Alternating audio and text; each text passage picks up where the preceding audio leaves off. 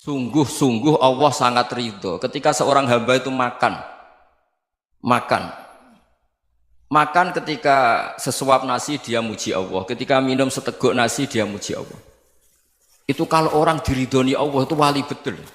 Itu untuk jadi wali itu gampang. Kamu makan ridho, kamu ninjak buminya Allah ridho seneng, kamu hidup keseharian aman seneng. Nah ini supaya sampean kita semua ngaji betapa panduan Rasulullah untuk menggapai ridho Allah itu banyak yang keseharian sekali. Saking kesehariannya banyak dalam hadis dan itu sahih. Nabi menyebut hal-hal yang keseharian. Hatta ma tas'alu fi imra'atika, kamu punya uang kemudian istri kamu bisa makan itu ibadah. Bahkan sebagian ibadah itu dicontohkan Nabi yang akhirnya diprotes sahabat. Yaitu wa fi buti ahadikum sedekah, kamu menggauli istri kamu itu ya sedekah. Sampai sahabat bilang yang benar ya Rasulullah. Ayati ahaduna syahwatahu wa huwa lahu ajrun. Masa urusan biologis, urusan syahwat kemudian dia dapat pahala. Nabi menjawab, alai salawadu'aha fi haramin akana alaihi wisrun. Bagaimana kalau dia meletakkan ke yang tidak benar itu kan dosa. Nah, hal-hal seperti ini yang saya ingin teman-teman semua.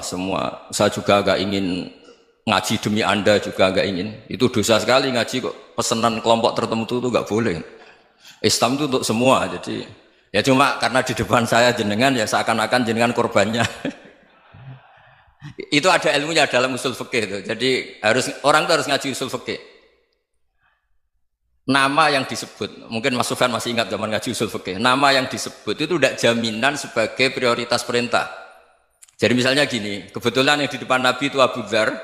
Nabi ya bilang, ya Aba Dzarin ini uhibbuka misalnya, atau ya Mu'ad ini muhibbuka, atau ya Aba Hurairah ini uhibbuka misalnya. Banyaklah riwayat yang Nabi nyebut ya Aba Dzarin, ya Mu'ad, ya Aba Hurairah. Kemudian misalnya Nabi meneruskan khitab, ini uhibbuka, saya mencintai kamu, fakul dubur sholatin, atau sebagian riwayat disebut falatadaan ladubura kulli sholatin, Allahumma inni ala dzikrika wa syukrika wa husni ibadatik. Saya mencintai kamu, siapa saja, Mu'ad bisa, Abu Dzar bisa siapa. Saya mencintai kamu, mohon kalau habis sholat kamu jangan lupa wiridan Allahumma inni ala dzikrika wa syukrika wa husni ibadatik. Ya Allah, tolong kami permudah supaya mudah ingat Engkau. Anda tidak bisa mentang-mentang, wong nama saya Parmin, nama saya Purnomo, itu yang diperintahkan Mu'ad misalnya. Jadi yang disebut satu, tapi khitab itu untuk siapa saja. Saya teruskan ya. Jadi saya mohon semua kita melakukan kebaikan itu, kalau dalam kaidah fikih disebut al yakin la yuzalu bisyak. Banyak kebaikan yang kebenarannya itu 100%. Tidak punya efek samping ke pihak lain, ke kelompok lain, ke komunitas lain. Itu tadi misalnya Anda makan, dan itu murah sekali, hanya butuh satu piring. Setiap punyaan kamu muji Allah, setiap minum kamu muji Allah. Itu redaksinya Rasulullah SAW disebut, Allah sangat ridho ketika seorang hamba makan, kemudian dia memuji Allah. Atau minum, kemudian dia muji Allah. Logikanya gampang, negara seperti ini yang kamu harapkan bentuknya kayak apa, mertua, ipar, komunitas, tetangga, itu nyata terjadi itu kan belum pasti. Sementara yang mesti terjadi adalah kamu butuh makan, kalau tidak mati. Butuh minum, kalau tidak mati. Butuh bumi yang nyaman ditempati, kalau tidak kita juga mati. Sebab itu Allah kalau menyebut nikmatnya itu hal-hal yang keseharian. Alladzi at'amahum min ju'. Allah itu siapa? Allah itu yang menciptakan kamu bisa makan. Tidak berlebihan, Allah itu yang menciptakan kondisi sosial itu ideal. Zaman Nabi itu ya ada orang munafik. Orang-orang pilihan Allah itu juga diuji orang sekelilingnya yang macam-macam. Semua diuji sesuai konteks zaman dan waktu. Nah, tapi ada ibadah-ibadah yang selalu disarankan Nabi. Sampai Nabi itu pernah ditanya, ayul islami khairun ya Rasulullah, Islam terbaik itu gimana? Jawaban Nabi itu unik. It'amut to'am, Islam terbaik itu ya makan-makan, jangan santai-santai. Ketika Allah menyebut beberapa kebaikan, falak tahamal akobah, wa ma adrokan apa? Mal akobah. Terusannya apa? Fakku rokobah. Terusannya apa? Au it'amun fiyaumin di masubaya. Itu acara makan-makan itu juga Islam. Kenapa? Ya bayangkan kalau tidak ada makanan, kita mati kan? Kondisi sosial tidak ideal itu Anda masih gak apa-apa, tapi kalau Anda tidak makan, Anda tidak minum, Kamu punya istri cerewet masih bisa hidup, punya mertua cerewet masih bisa hidup. Tapi kalau tidak makan bisa mati. Berarti penting mana istri sama makan? Penting mana? Makan. Semoga istri Anda dengar. Nanti kamu disuruh makan tapi pulang deh. Itu kalau dibahasakan makan masih memahami. Penting mana nasi satu piring dengan istri. Nggak ada nasi mati, nggak ada istri belum mati. Penting mana? Gak berani jawab kan? Nah, ternyata Anda ada garang kan di depan istri. Jadi saya mohonlah, mungkin Mas Sufyan Sauri tadi yang bisa bantu lah. Teman-teman tuh ngaji yang keseharian saja. Karena kita nyari ridha Allah itu berdasar firman Allah. Dan firman Allah itu menyebut keseharian tuh riang, gampang. Yaitu tadi misalnya wa min ayatihi manamukum billaili wan nahar. Termasuk ayat-ayat Allah itu kamu tidur. Maka dulu itu ada guyonan, ada tokoh Mu'tazilah, kelompok dalam Islam yang berpikir manusia itu bisa menentukan ikhtiarnya sendiri. Karena saya bisa duduk, ingin berdiri, berdiri. Karena kelompok ini nggak terima kalau semua kehendak Allah, nanti bagaimana kalau semua kehendak Allah kok ada hisab ya, ada sanksi. Lucunya itu, dia akhirnya, ini cerita ya, mencintai seorang perempuan, cantik sekali. Dan itu dia menjadi ahli sunnah itu oleh hal-hal yang sepele. Karena istrinya cantik, ya namanya suami istri itu hubungan intim. Terus ditanya, Mas, masih ingin lagi? Masih. Silahkan diulang lagi. Wah ya tidak bisa. Katanya manusia bisa menentukan yang diinginkan. Itu tobat itu. Itu nggak bisa ditobatkan Mas Sufyan Ats-Tsauri. Orang cantik yang mudah nobatkan orang itu orang cantik. Segampang itu. Akhirnya kita tahu, makanya kalau dalam kitab Hikam itu disebut al-akil mayyakul madza yaf'alu wa hubi wal ghafil mayyakul madza af'al.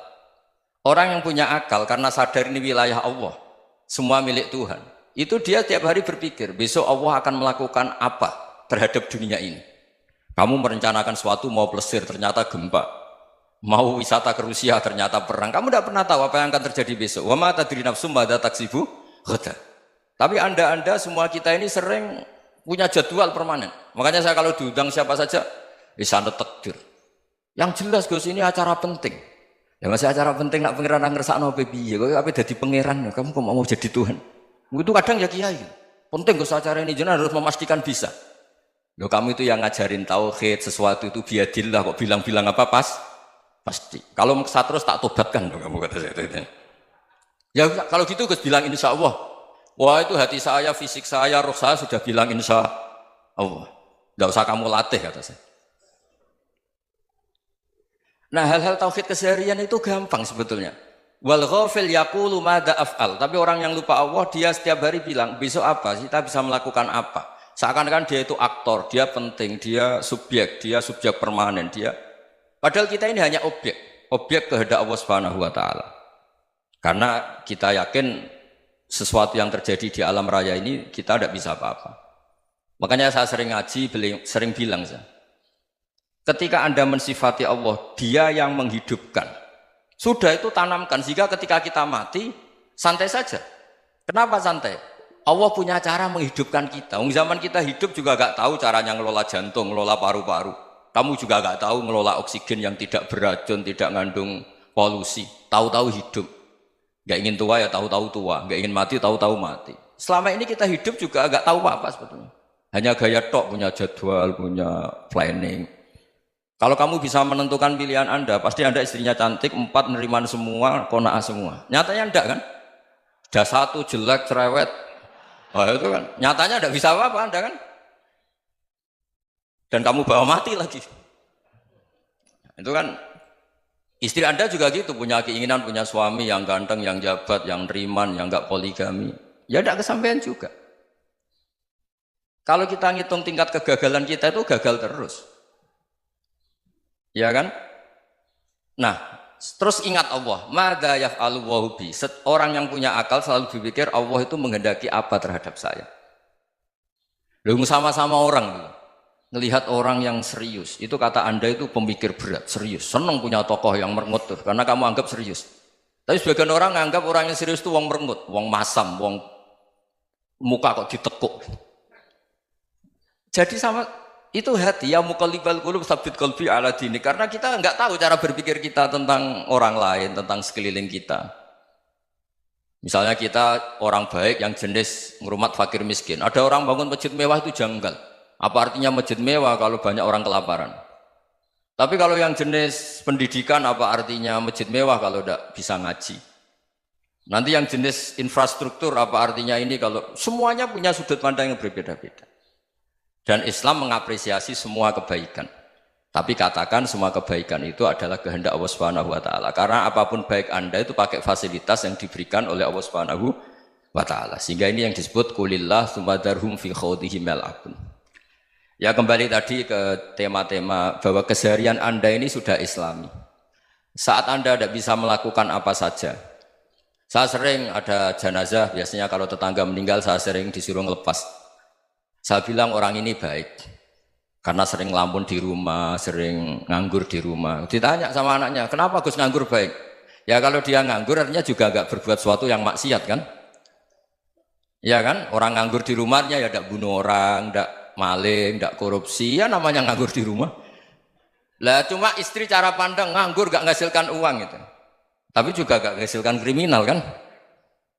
Jadi sebenarnya Islam itu makanya kalau sampai ngaji usul fikih itu ada kitab usul fikih namanya Lubul Usul, itu terkenal sekali di pesantren itu. Itu kalau ngapresiasi keseharian itu luar biasa. Izma min mubahin illa wa yatahaqququ bihi tarku haramimma. Karena keseharian yang mubah saat Anda lakukan itu ada kehebatan yang luar biasa, yaitu meninggalkan haram.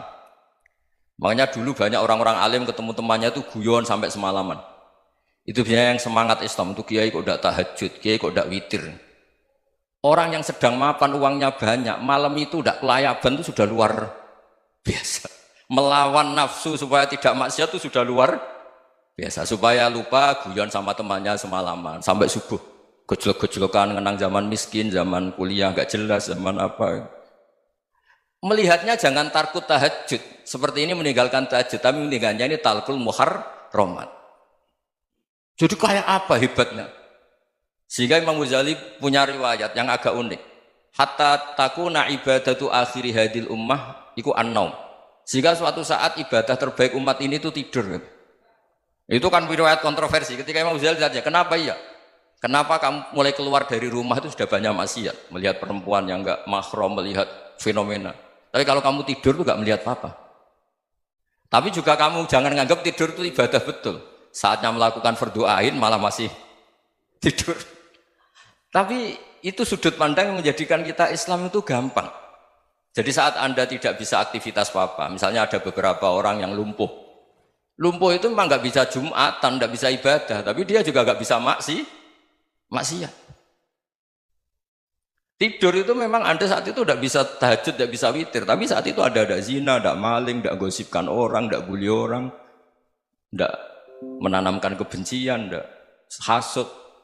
Sehingga tidur menurut Allah Ta'ala wa min ayatihi manamukum billaili apa? Wan-nahar. Karena di tidur itu selain ada unsur istirahat, jaga kestamina, juga ada unsur meninggalkan beberapa keburukan. Nah saya mohon ibadah yang keseharian ini kita jaga.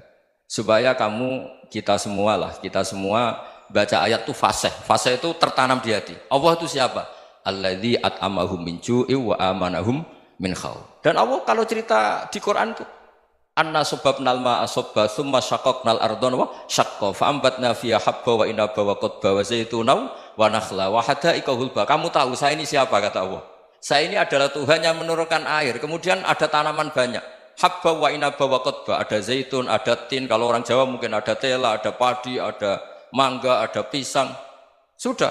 Wa inaba wa zaituna wa nakhla wa hadaika hulba. Ada perkebunan yang lebat. Tujuannya apa? Mata Allahum, silahkan kamu pakai, kamu nikmati. Tapi karena kadang kita ini punya ide-ide besar.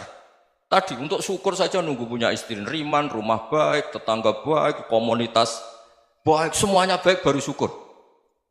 Lama-lama nanti ada di surga, syukurnya nunggu surga paling kelas A. Itu sudah ada yang menghuni Rasulullah, kamu nggak boleh di situ. Masa untuk syukur saja? Repotnya Masya Allah. Jadi mohonlah Quran yang kalau Anda hafalkan juz sama itu kan ada ayat-ayat yang kayak tadi. Ya, fal yanzuril insanu ila ta'ami. Coba lihat Apa yang kamu makan ya? Dari mana? Dan untuk mempertahankan hidup kamu keseharian. Jadi jangan kira ibadah itu harus membentuk komunitas yang versi Anda. Ibadah itu harus yang hal yang mulu-mulu. Kesehariannya Anda alami. Loh ini saya tidak bikin-bikin. Saya ngaji bukan karena berdasar pesanan.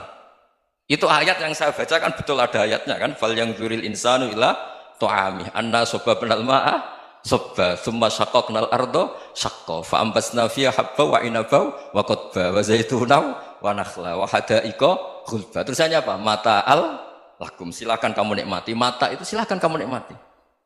Ya kayak sampean dikasih hidangan ya makan. Ya sudah makan, habis makan ya minum, habis itu ngantuk ya tidur. Ya sudah normal-normal saja. Kayak apa indahnya Islam? Tapi Anda mencari Islam yang gimana lagi? Nah itu yang diajarkan guru-guru kita, diajarkan sanad kita sampai Wali Songo, sampai Rasulullah SAW. Bahwa pada akhirnya ada jihad, ada perang. Itu dulu memang perang, bukan membunuh, beda. Dulu kita dijajah Belanda ya perang, dan itu normal karena kita dijajah. Jadi ketika orang lain ingin baik sama kita, wa in ahadum minal musyrikin astajaroka ya fajirhu hatta yasma'a kalam Allah. Kalau mereka ingin baik ya kita baik. Makanya ada istilah musta'man, mu'ahad. Kalau mereka ingin damai, berdampingan dengan kemajmukan ya itu yang lebih baik. Karena memang Islam menghormati proses perdamaian. Wa in janahu lis-salmi ya fajnah lah. Kalau ingin damai ya kita harus